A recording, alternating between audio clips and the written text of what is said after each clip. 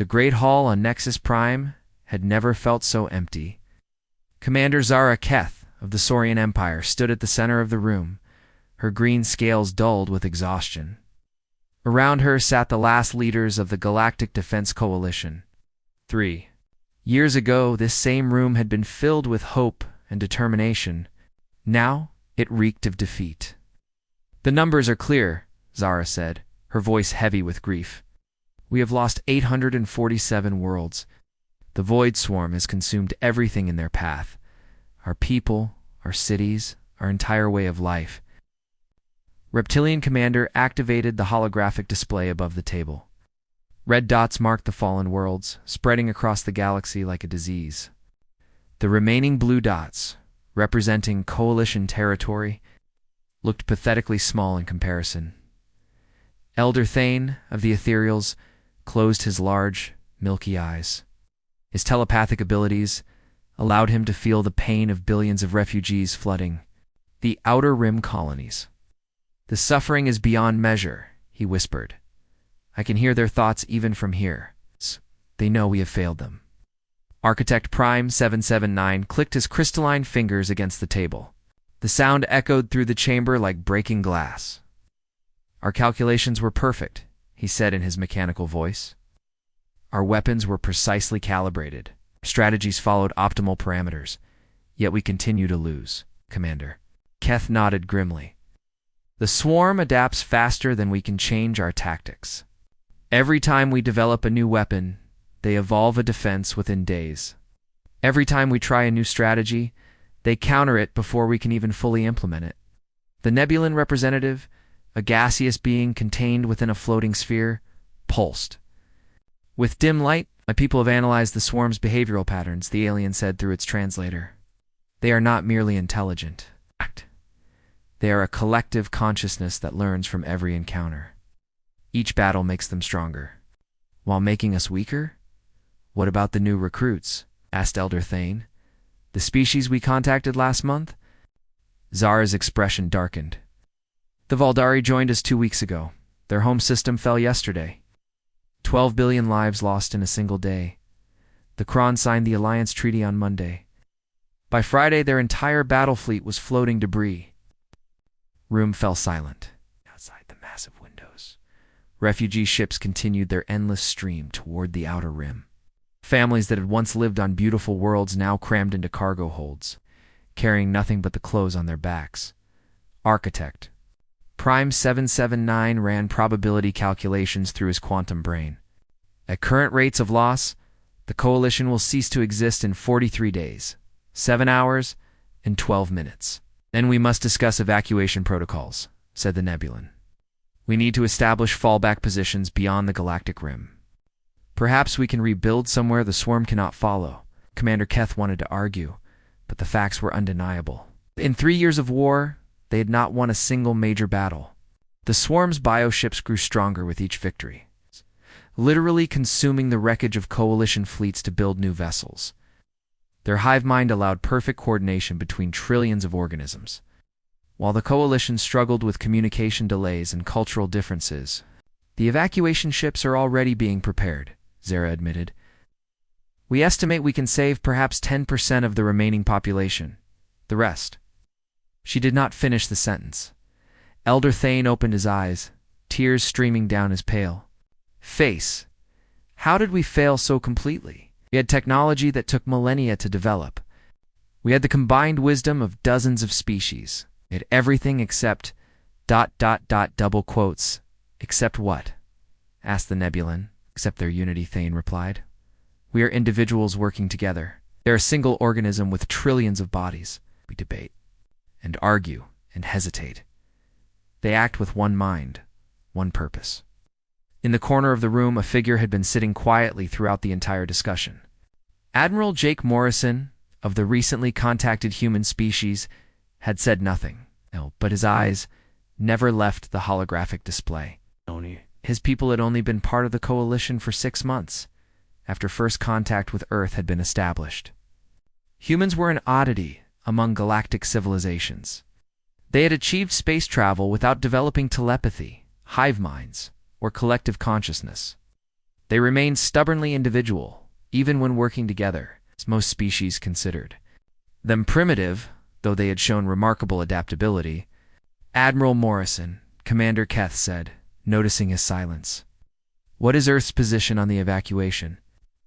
Jake looked up from his notes. He was younger than most of the other leaders, with short brown hair and steady blue eyes. His uniform was simpler than the ornate clothing worn by the other species, just plain gray fabric with minimal decoration. "Earth will not be evacuating," he said simply. The room erupted in surprised chatter. The Nebulan pulsed brighter, while Architect Prime 779's crystals chimed in confusion. Admiral Elder Thane said gently, "I understand your species values courage, but this is not about bravery. This is about survival. The swarm cannot be defeated." Jake stood up, his notepad in hand. "With respect, Elder, that's where you're wrong. The swarm can be defeated. It just can't be defeated by thinking like you do." Commander Keth's scales shifted to a darker green, a sign of agitation among her people. "Admiral, your species has only 200 ships. The Coalition had over 50,000 vessels at the start of this war. If we cannot stop them, how can you? Because we don't think like you," Jake replied calmly. "Your species make logical decisions based on probability and optimal outcomes. You calculate the cost of victory and find it too high. We calculate the cost of defeat and find it unacceptable." The human admiral walked to the holographic display and pointed at the red dots representing fallen worlds. "You see 847 defeats. You see 847 reasons to fight harder." "That is not logical," stated Architect Prime 779. "No," Jake agreed. "It's not logical. It's human." He gathered his notes and headed toward the exit. "The Coalition is welcome to evacuate if that's what you choose, but Earth ships will remain here. We'll hold the line as long as we can." As the door closed behind him, the remaining leaders sat in stunned silence. Outside, the refugee ships continued their journey toward the outer rim, carrying the last hope of dozens of civilizations. But in the depths of space, 200 human vessels held their positions, preparing for a fight that every logical calculation said they could not win.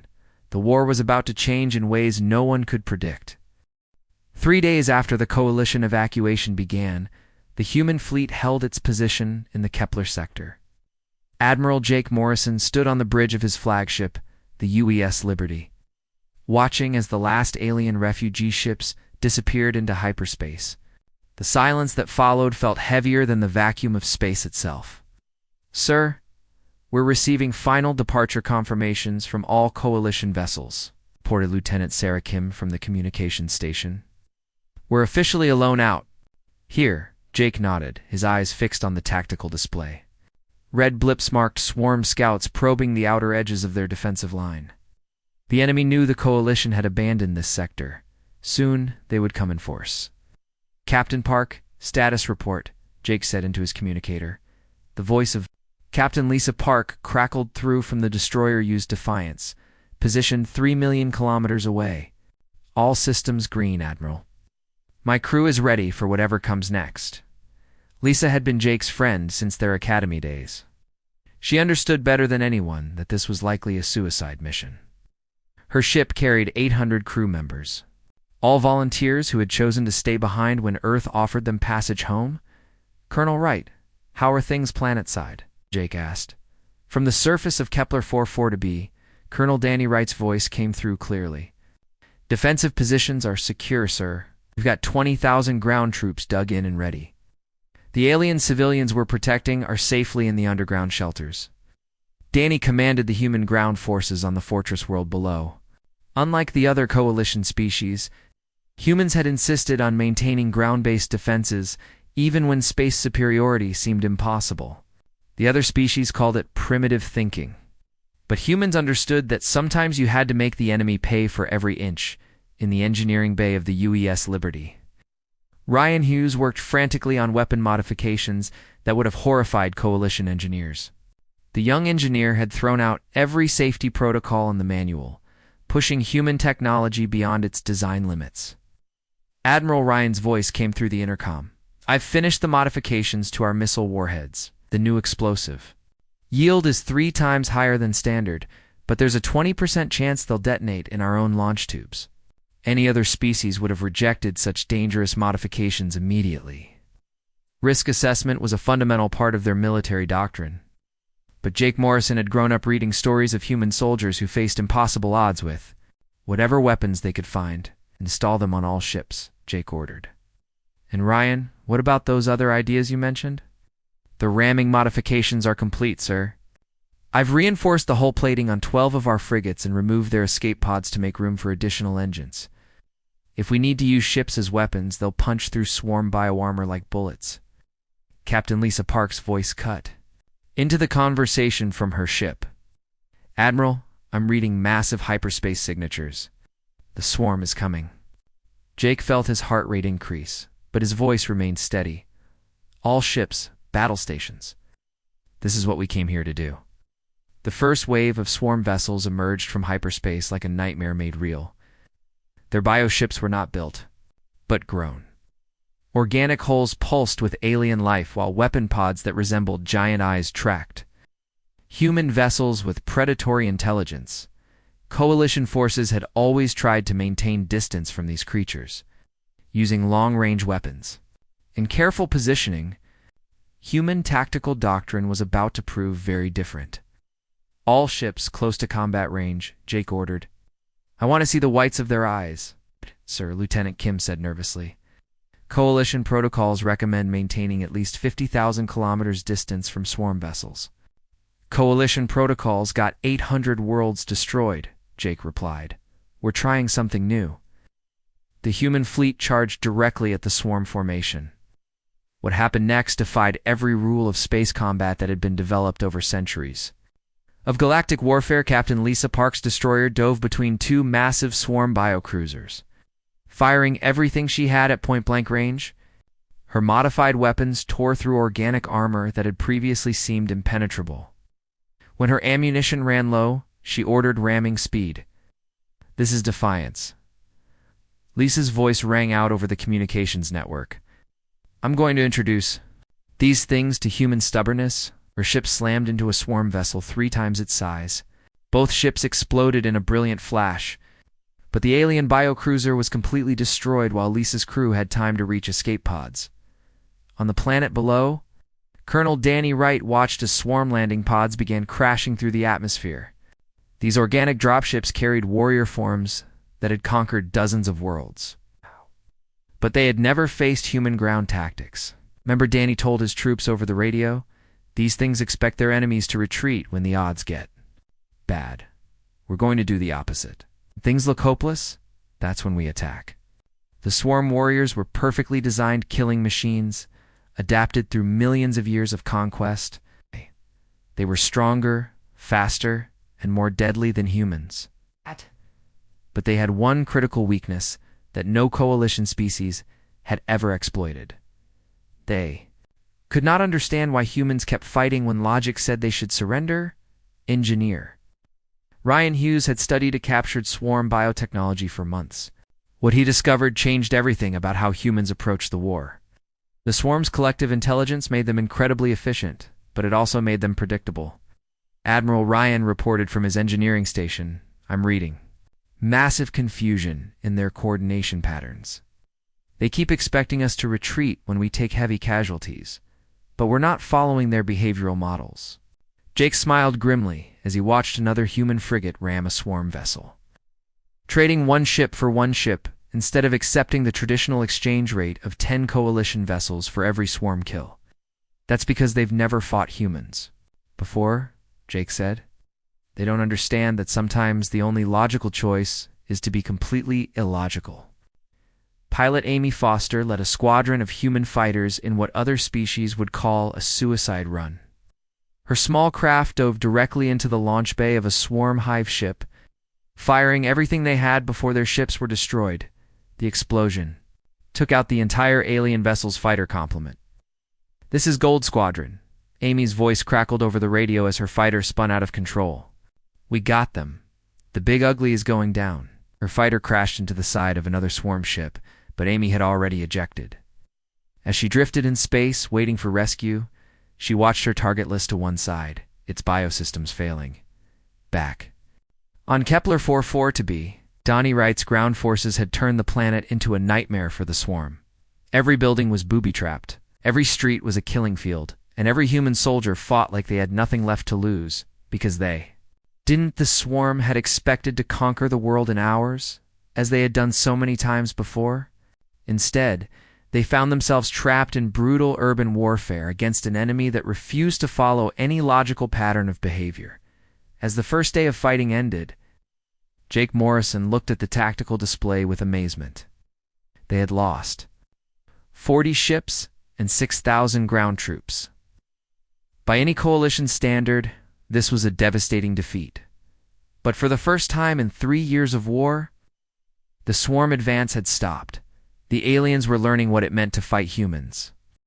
2 weeks after the battle at Kepler 44 to be, Major Kelly Barnes crept through the ruins of what had once been New Geneva Colony.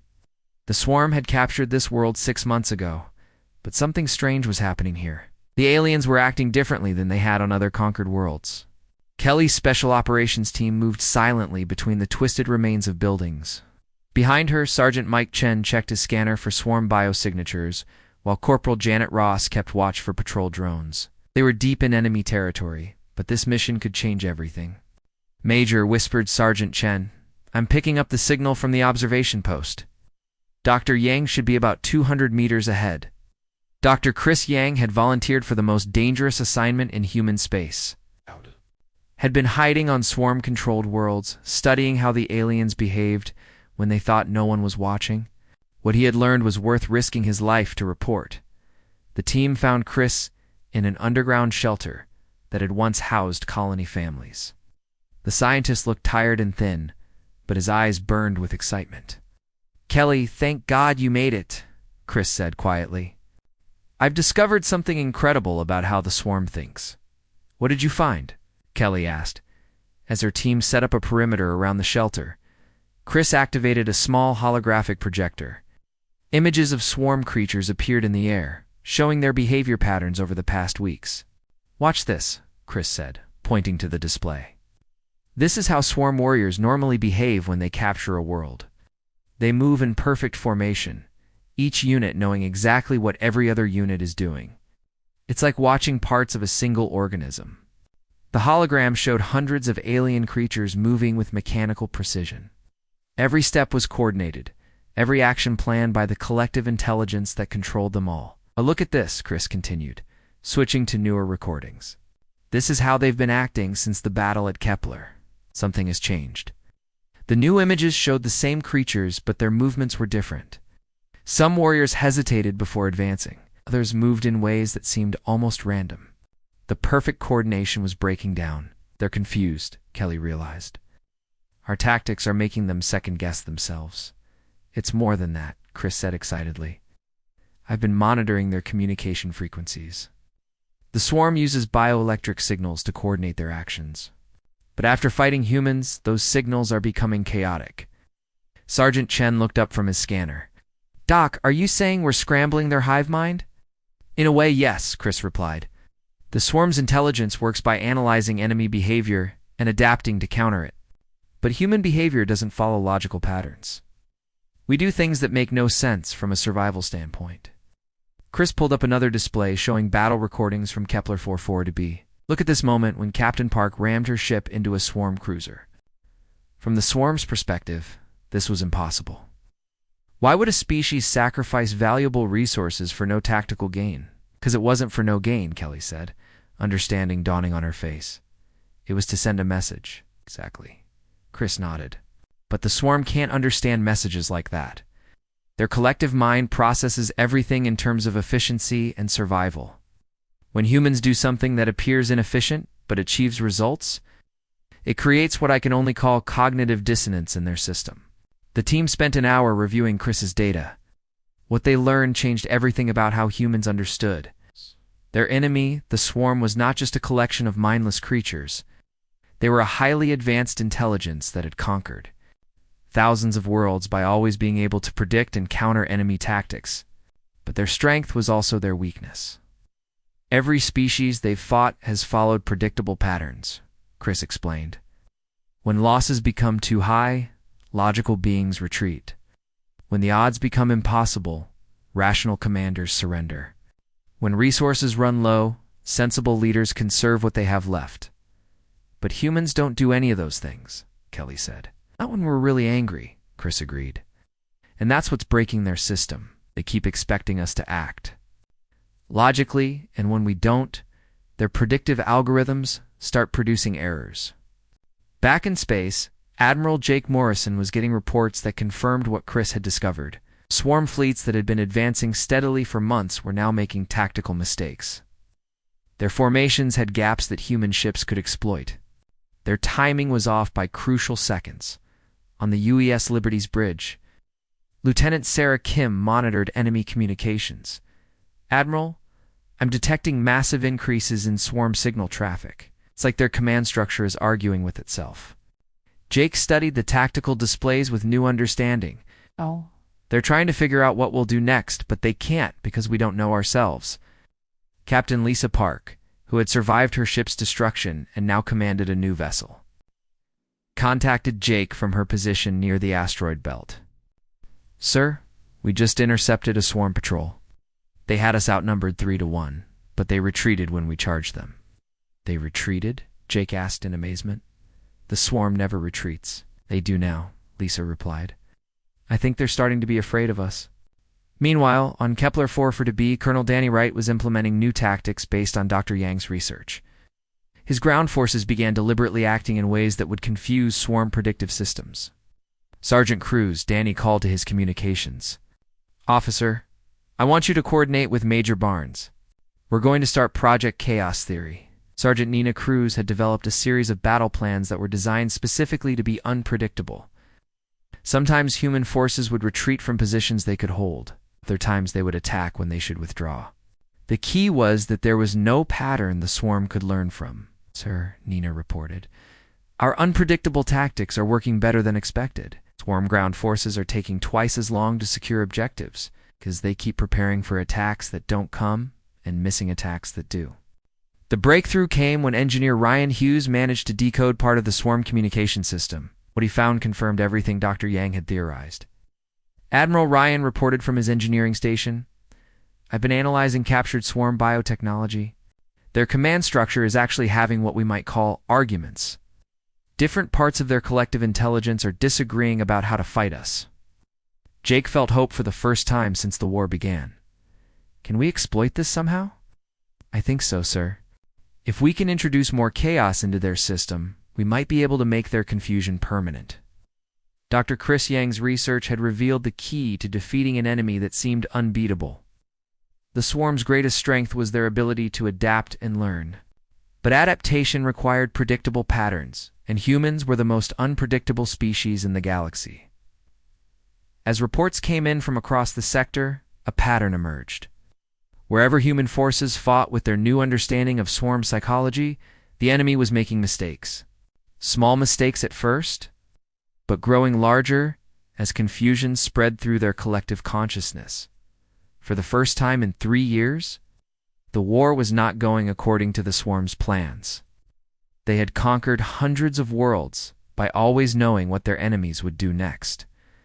But nobody, not even humans themselves, could predict what humans would do when they were angry enough. The galaxy was about to learn.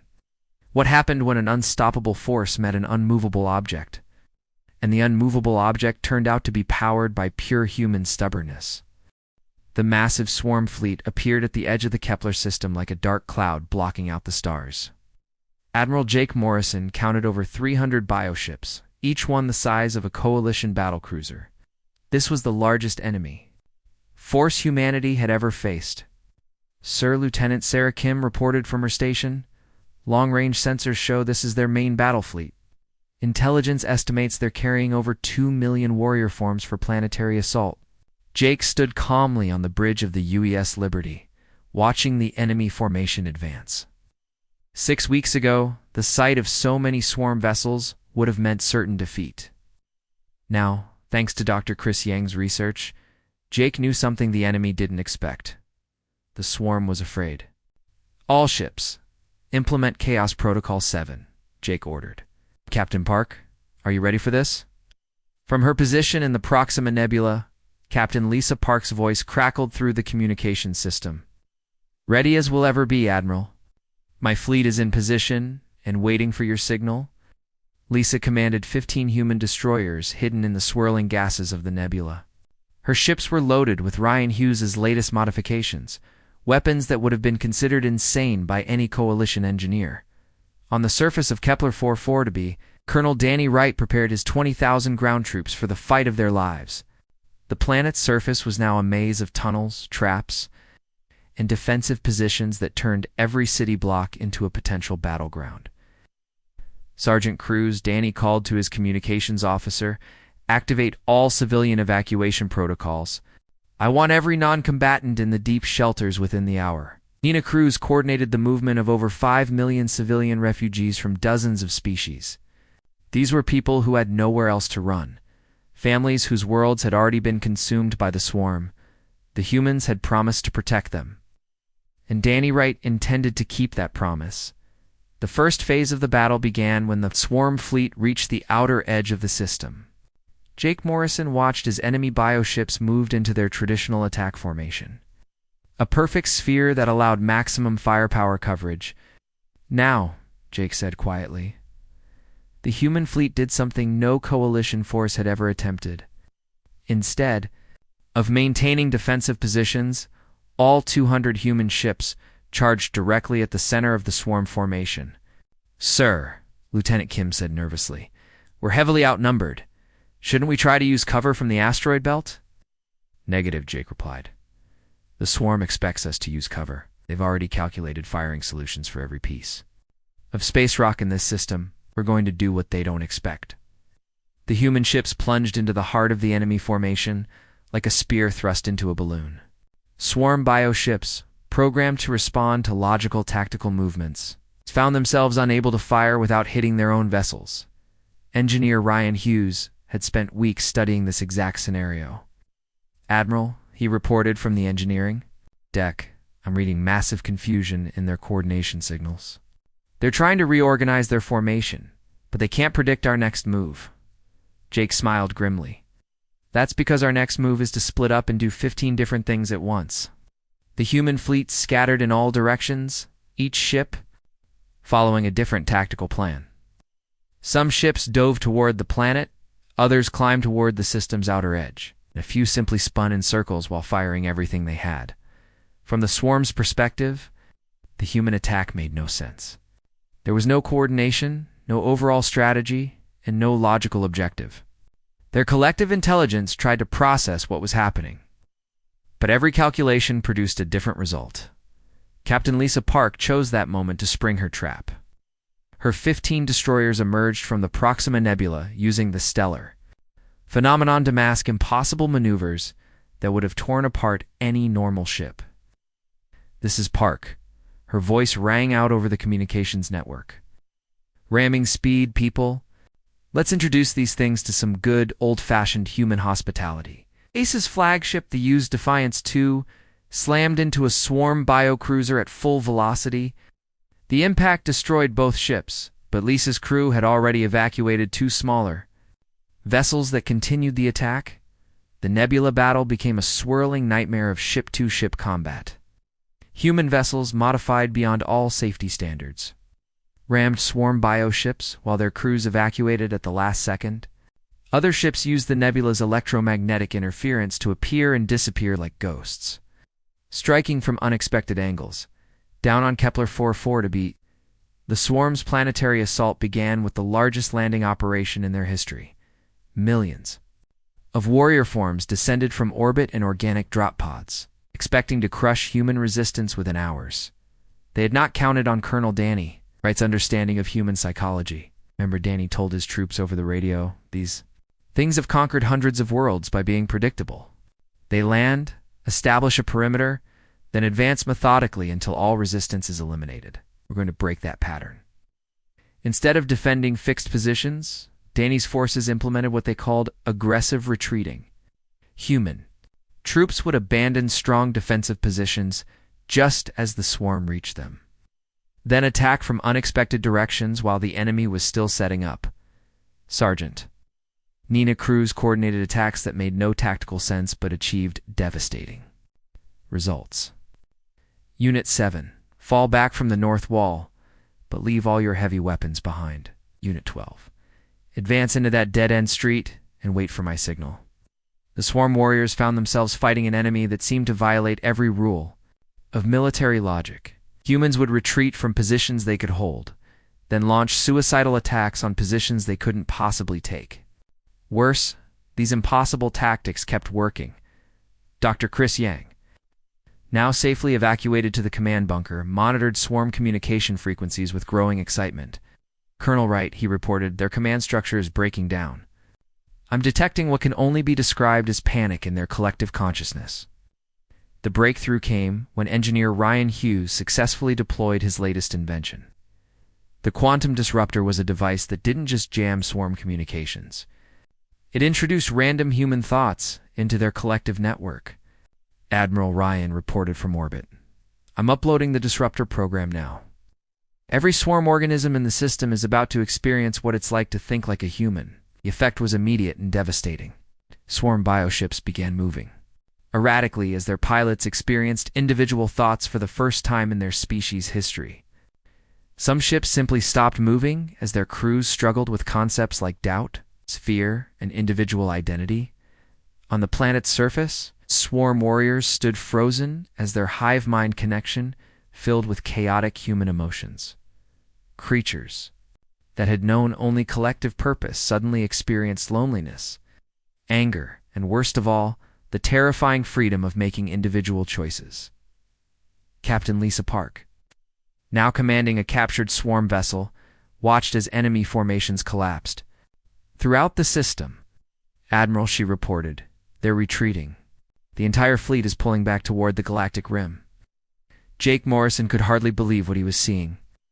For the first time in 3 years of war, a major swarm offensive had been completely defeated. More importantly, the enemy was running away. All ships pursue and harass, Jake ordered. Don't let them regroup. Keep them confused and scattered. As the remaining swarm forces fled the system, Colonel Danny Wright surveyed the battlefield on Kepler 4 for 2B. His forces had suffered heavy casualties, but they had protected the civilian population and proven that the swarm could be beaten. Cruz, Danny called, send a message to Earth Command. Tell them the tide has turned. Tell them we've figured out how to win this war. The message that went out that day was simple but revolutionary. Humanity had discovered that their greatest weakness was actually their greatest strength. In a galaxy full of logical, predictable species, humans were the ultimate wild card. The war was far from over, but for the first time since it began, victory seemed possible. 3 months after the victory at Kepler 4-4, Admiral Jake Morrison stood in the command center of Nexus Prime, the same station where the Coalition had planned their evacuation. But everything had changed, and the room buzzed with activity as officers from dozens of species worked together under human tactical leadership. Commander Zara Keth of the Saurian Empire approached Jake with something that had been missing from her voice for years: hope. Admiral Morrison, she said, the returning fleets report successful operations in 7 systems. Your human tactics are spreading faster than we ever imagined. Jake nodded as he studied the holographic display that now showed blue dots advancing into red territory for the first time since the war began. It's not just human tactics anymore, Commander. Your people are learning to think like us. Elder Thane of the Ethereals walked over, his pale face showing the first smile Jake had ever seen from him. My telepathic abilities are picking up something remarkable, Thane said. The Coalition forces are beginning to feel what humans call hope. It's spreading through our ranks like a virus. A good virus, added Architect Prime 779, his crystal form chiming with what sounded almost like laughter. My calculations now show a 67% probability of victory.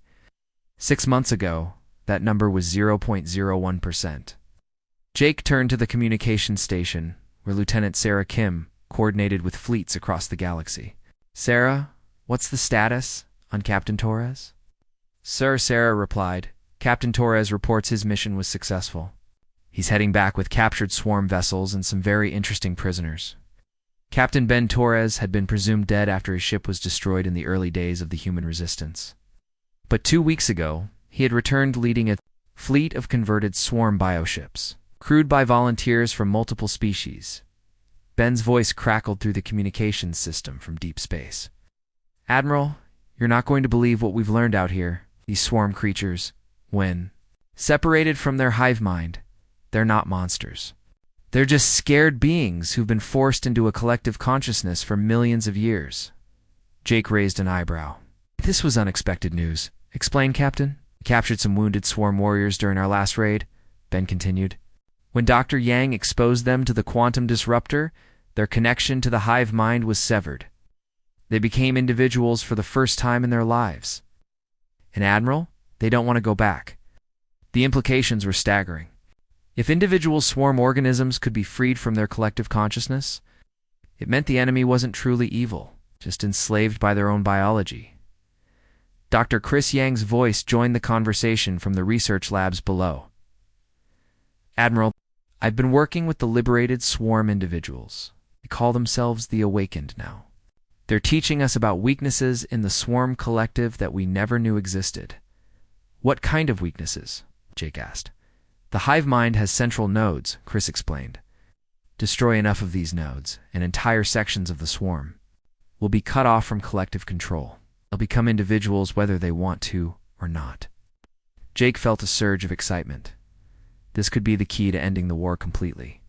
How many nodes are we talking about? According to our new allies, there are 12 primary nodes controlling the swarm forces in this galaxy. If we can destroy all 12, the entire collective consciousness will collapse. Captain Lisa Park joined the conversation from her position commanding the reformed coalition fleet. Her ships now included vessels from every surviving species, all using modified human tactics. Admiral, my scouts report heavy swarm activity around the Vega system. I think we found one of those nodes. Jake studied the tactical display, his mind racing with possibilities. The coalition now commanded over 30,000 ships, including captured and converted swarm vessels. More importantly, they had something they'd never possessed before. Unity of purpose driven by human determination. All fleet commanders, prepare for Operation Liberation, Jake announced. We're going to hit all 12 nodes simultaneously. The next week saw the largest military buildup in galactic history.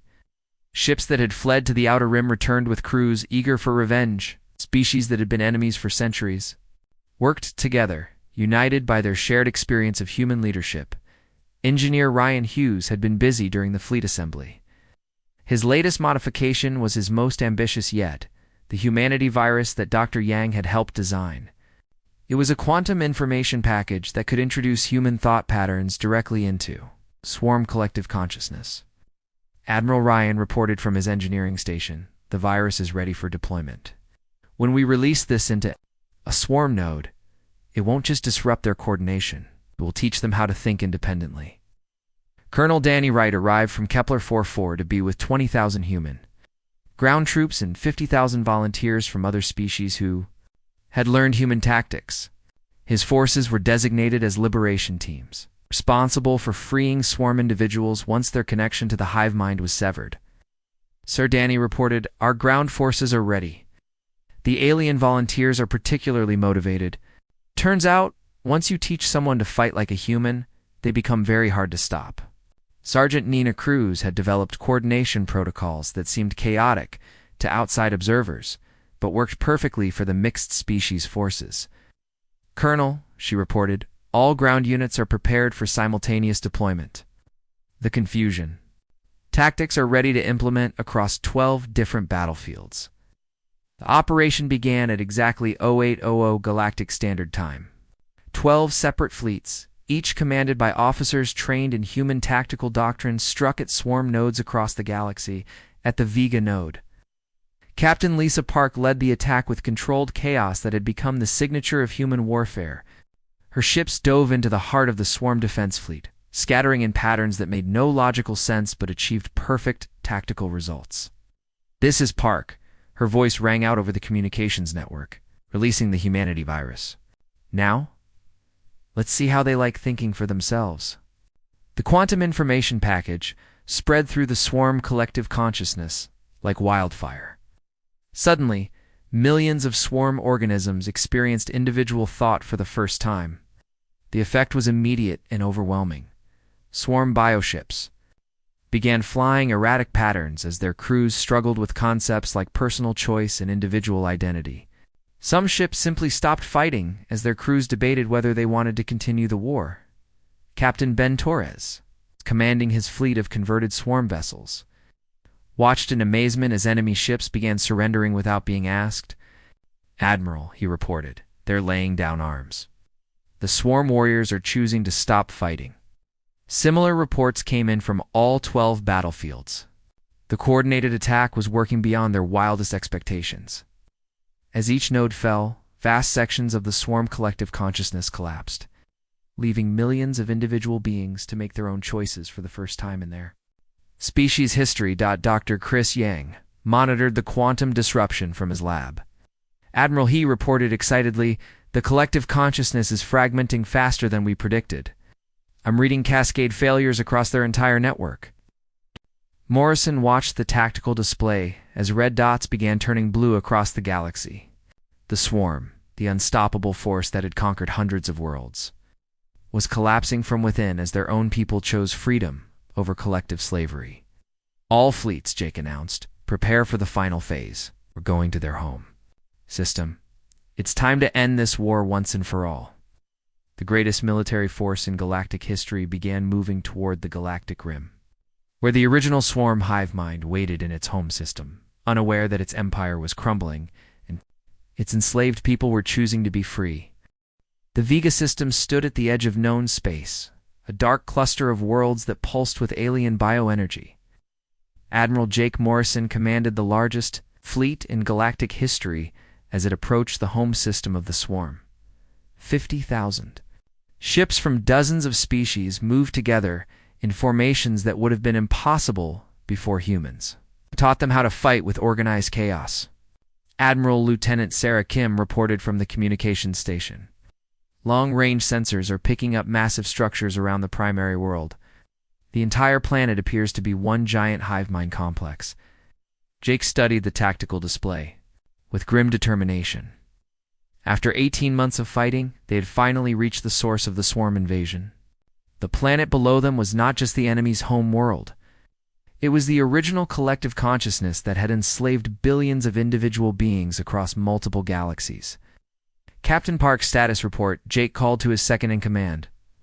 "Lisa." Park's voice crackled through from her position, commanding the main battle fleet. "All ships are in position, Admiral. Mixed-species crews are working better than we ever hoped.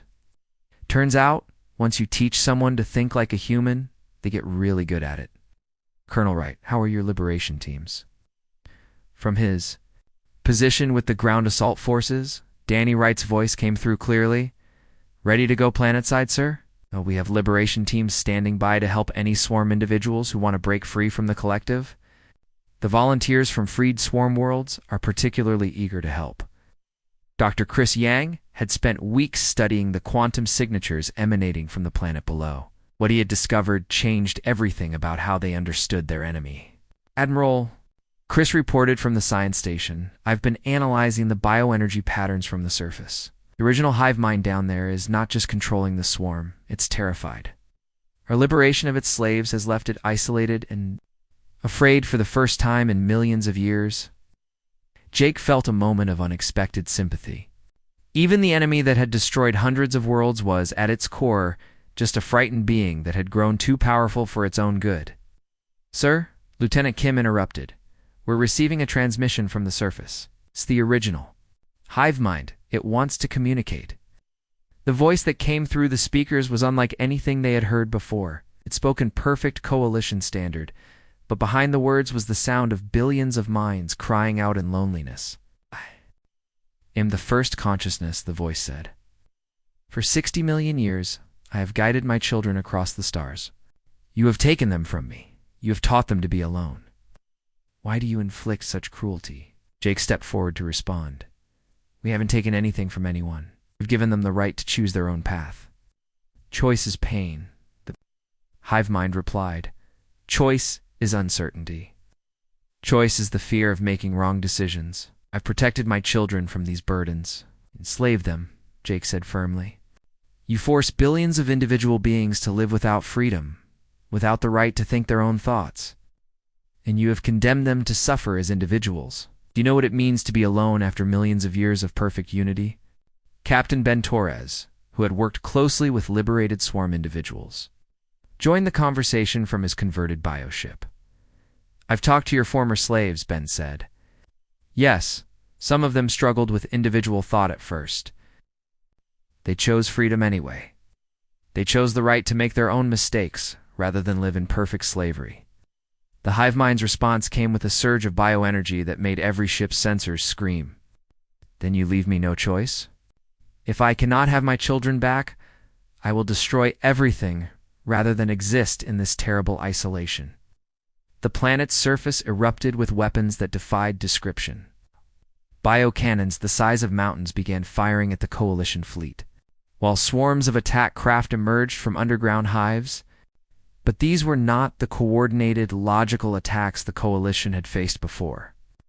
These were the desperate strikes of a mind driven mad by loneliness. All ships implement final chaos protocol, Jake ordered. Show them what it really means to be human. What happened next became legend throughout the galaxy. 50,000 ships from dozens of species, attacked not with the careful coordination that had defined galactic warfare for centuries, but with the beautiful, terrible chaos that humans had brought to the stars. Captain Lisa Park led her battle fleet in maneuvers that seemed to defy physics.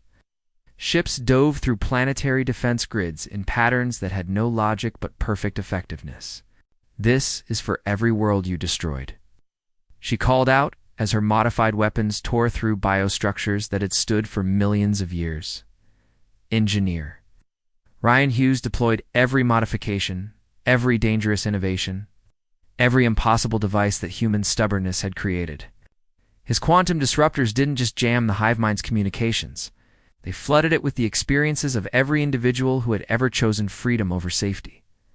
Colonel Deslany writes, liberation teams landed on the surface in drop pods that human engineers had modified far beyond safe operating limits. His mixed species forces fought through hive tunnels with tactics that seemed insane but worked perfectly. Major Barnes, Danny called to his special operations commander, deploy the final phase of the humanity virus. Let's show this thing what it means to think like billions of different individuals. Major Kelly Barnes and her team penetrated the central hive chamber, where the original consciousness maintained its physical form. What they found was not a monster, but a massive ancient being that had grown so large it could no longer move, connected to billions of biocircuits that had enslaved entire species. It's been alone for so long, Kelly realized as she planted Ryan Hughes's most powerful quantum disruptor at the base of the creature's neural center. It created the collective consciousness because it was afraid of being by itself. Disruptor, activated with a pulse of energy that reached across the galaxy. For the first time in 60 million years, the original hive mind experienced what every other sapient being took for granted: individual thought. The change was immediate and overwhelming. The ancient consciousness, forced to experience the perspectives of every individual it had enslaved, finally understood what it had done. The bioweapons stopped firing. The attack craft returned to their hives. The planet itself seemed to sigh with exhaustion. I understand now, the hive mind's voice whispered through every communication system in the fleet. I was so afraid of being alone that I made everyone else alone instead. I took their individuality to ease my own loneliness. Jake Morrison made a decision that surprised everyone, including himself. You don't have to be alone, he said. You can join us as an individual. You can learn what it means to choose friendship instead of forcing unity. The war ended not with destruction, but with the galaxy's most ancient consciousness choosing to become just another individual among billions. The original hive mind dissolved its control willingly, freeing every remaining swarm organism to make their own choices. Years later, when the stories were told in the academies that taught human tactical doctrine to species across the galaxy, They always ended the same way. Above the entrance to the Galactic War College, carved in stone that would last forever, were the words that Captain Lisa Park had spoken to new recruits. You want to know why we won? 'Cause when everyone else calculated the cost of victory and found it too high, humans calculated the cost of defeat and found it unacceptable. The galaxy had learned that sometimes the only way to win is to refuse to lose, and that the most powerful force in the universe is not logic or technology, but the simple human refusal to give up when everything seems hopeless. The war was over, and humanity's greatest victory was teaching the galaxy that freedom is always worth fighting for.